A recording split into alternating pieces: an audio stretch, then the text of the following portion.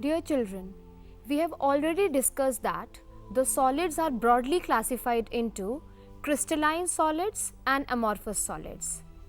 The crystalline solids are those in which the constituent particles are regularly arranged. There is a long range order. But actually it is not the state. Sometimes there are defects or imperfections in the solids. Now what are these defects? When the crystallization takes place, that is, when the crystal formation takes place at a moderate or a fast rate, some defects or irregularities they come in the crystal. These irregularities from the ordered arrangement is known as the defects or the imperfections.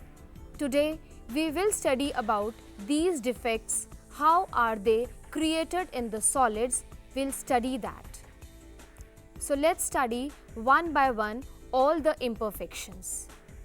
The imperfections or the defects in the solids are classified as the point defect and the line defect.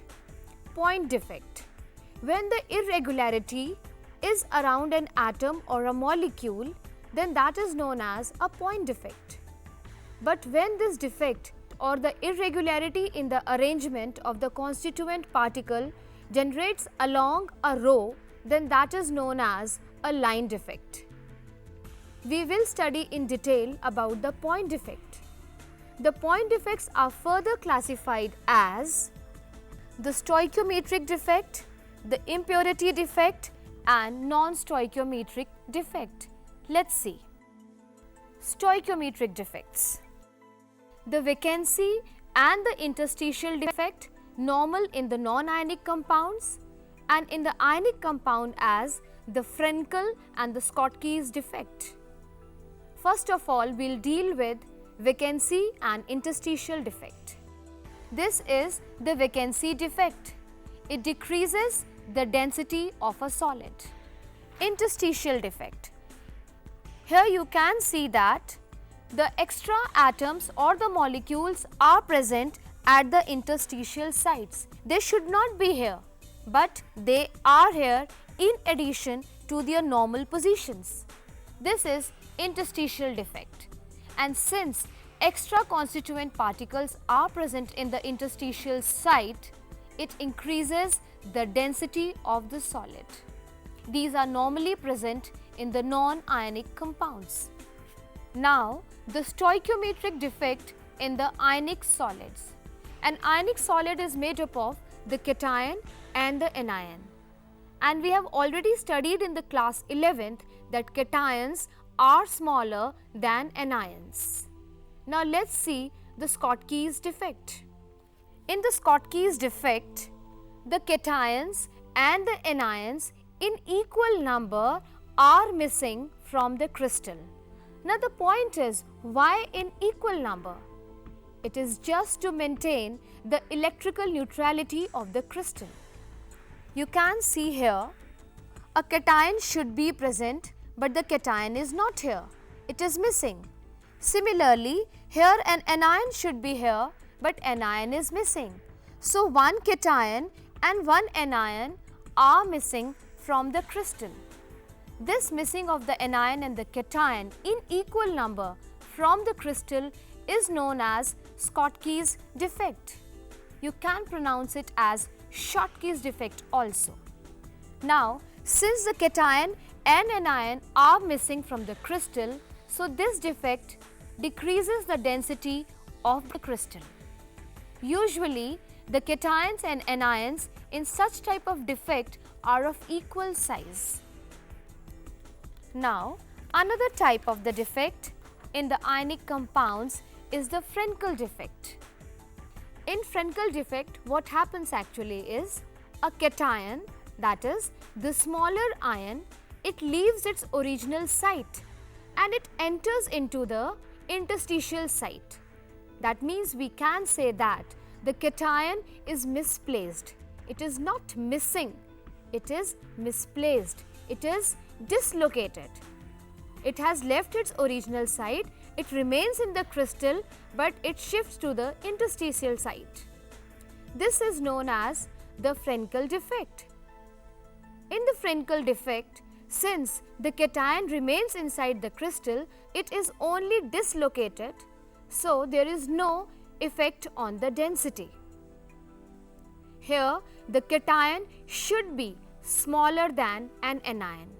Only then it can occupy the interstitial site. We can say that a Frenkel defect is a hybrid defect. Now why hybrid? Because it is a mixture of two defects, vacancy at its original position and interstitial defect at its new position. So it is a mixture of two defects. The Frenkel defect is normally common in the silver halides, for example, silver chloride, silver bromide and silver iodide. But AgBr, that is silver bromide, shows both the defects, Frenkel defect and the Schottky's defect. Another type of the point defect is the impurity defect.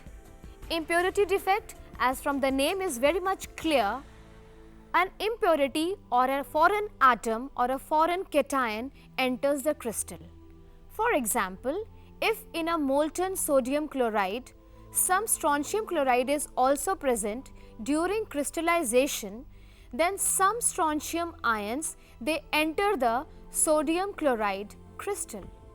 Now we also know that the strontium ion has 2 positive charge, but a sodium ion has +1 charge.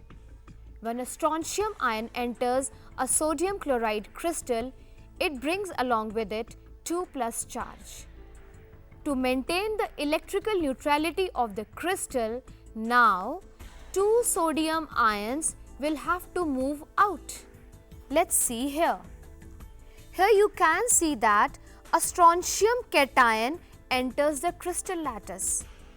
It will replace the 2 sodium ions, but strontium ion will take place the position of only 1 sodium ion, and 1 position of the sodium ion is now vacant. So here you can see there is a cation vacancy. Here should be 1 cation, but it is not there. A cation vacancy is generated due to this impurity. It is again a defect or a imperfection. The non-stoichiometric defect. It is further classified into the metal excess defect and metal deficiency defect. Metal excess can take place due to anion vacancy or due to the presence of extra cations. Now let's see one by one. The alkali metal halides are colored. For example, sodium chloride is yellow in color, potassium chloride is violet, lithium chloride is pink in color. Why these crystals, why these solids are colored? It is due to F center, Farben center. What are these F centers? F centers are defined as when the anion vacancies are occupied by the electron, that point is known as the color point or the F center. These electrons are unpaired, and due to the presence of these unpaired electrons, the crystals are colored. Now why these anion vacancies are generated? How these electrons enter the crystal, let me explain. For example, if we take a sodium chloride crystal and heat it in the presence of the sodium vapors, these sodium vapors, they get deposited around that sodium chloride crystal. In the presence of these sodium vapors, the chloride ion which is present inside the crystal, it diffuses out. When it diffuses out and comes on the surface, the sodium atom, it loses an electron and changes into sodium ion. Now, the sodium ion and the chloride ion, they unite, combine and form the sodium chloride, and the electron which is lost by the sodium atom, it diffuses in and occupy that site which was left by the chloride ion. since the chloride ion is a negative ion, that is, it is an anion. Now the site which is left by the anion is occupied by the electron. So we say that the F centers are the anionic vacancies occupied by the electron. These electrons are responsible for the color of the alkali metal halides. Another non-stoichiometric defect is the metal excess due to extra cations. Now from where these extra cations present? For example, zinc oxide, it turns yellow on heating. Now how it turns yellow? Actually what happens when we heat zinc oxide crystal, oxygen is evaporated and the zinc atom loses 2 electron and changes into zinc ion. Now these Zn2 plus ion occupy the interstitial site and the electrons occupy the neighboring interstitial site. Again, these unpaired electrons are responsible for the color of the zinc oxide. Let's see this equation. Zinc oxide is losing 2 electrons and changing into zinc ion, and oxygen is evaporated. These zinc ions occupy the interstitial site and electrons occupy the neighboring interstitial site and responsible for the color. Now, the metal deficiency defect. There are many compounds which are not possible to prepare in the stoichiometry ratio. For example, FeO. In FeO, there are many Fe2 plus ions are missing. And to maintain that positive charge, Fe3 plus ions, they occupy the crystal. Now the charge is maintained, the electrical neutrality is maintained, but the cation is missing.